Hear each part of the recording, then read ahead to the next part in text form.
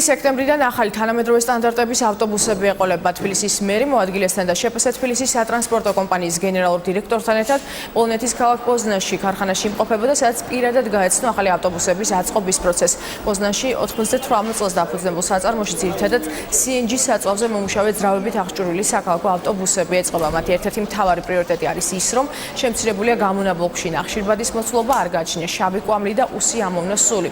თბილისის მუნიციპალური ავტოპარკის განახლების პირველ ეტაპზე სექტემბრის ბოლოდან 10 ახალი ავტობუსი შემოვა. ავტოპარკის განახლების პირველი ეტაპი 2017 წლის დასაწყისში დასრულდება და დედაქალაქში 153 ახალი ავტობუსი იმოძრავებს.